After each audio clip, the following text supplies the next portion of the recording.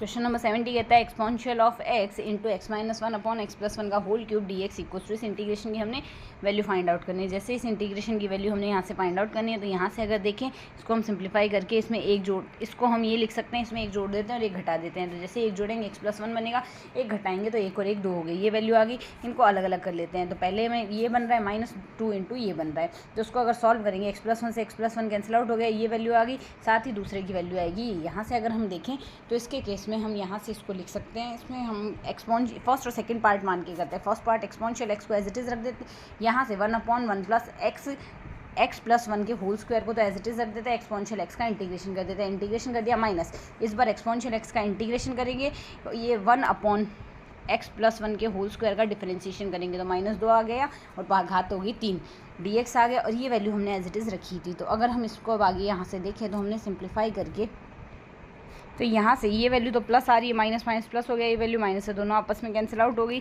Exponential x बट्टे x plus one का whole square आ गया। एक्सपोनेंशियल एक्स बट्टे एक्स प्लस वन का होल स्क्वायर हमारे पास बन रहा है। तो एक्सपोनेंशियल एक्स बट्टे एक्स प्लस वन का whole square plus integration constant c, यानी यहाँ से हमारा फर्स्ट ऑप्शन करेक्ट आंसर हो रहा है।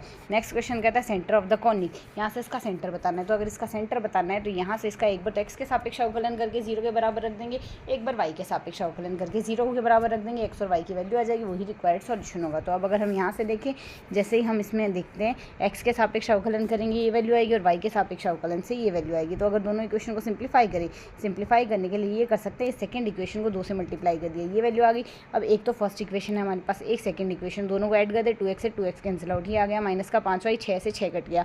तो यहाँ से y इक्वल्स टू 0 आ गया। y की वैल्यू 0 हम किसी भी इक्वेशन में सब्सटीट्यूट कर दे तो x की वैल्यू आ जाएगी हमारे पास यहाँ से 3, x की वैल्यू 3 आ गई, y की वैल्यू 0 आ गई। ये होगा हमारा सेंटर, x की वैल्यू 3 और y की वैल्यू 0। थर्ड ऑप्शन इसके लिए करेक्ट आंसर है। नेक्स्ट है solution of the differential equation. Differential equation का सॉल्यूशन निकालना है। n+3 है, un+2 un+1 इस फॉर्मेट में है, तो un+3 को हम r³ लिखेंगे, r³ - 2r² -5r +6 equals to, हमारे पास यहाँ से हम 0 लेंगे तो r की वैल्यू हमने फाइंड आउट करनी है। r³ - 2r² -5r +6 equals to 0। तो यहाँ से r इक्वल्स टू अगर 1 रखते हैं तो एक तो यहाँ से जैसे r इक्वल्स टू 1 रखेंगे उसमें 0 आ रही है, बाकी हम r इक्वल्स टू 1 रख के इससे डिवाइड भी तो कर सकते हैं। डिवाइड करेंगे यहाँ से, तो सिंप्लीफाई करने से r+2 और r-3 भी इसके फैक्टर बनेंगे। तो यहाँ से un equals to c1 + c2 + c3 आएगा।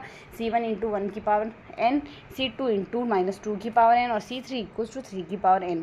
1 - 2 और 3 इसके लिए सॉल्यूशन बन रहे हैं। 1 - 2 और 3, 1 - 2 और 3, यहाँ से हमारा फोर्थ ऑप्शन इसके लिए करेक्ट आंसर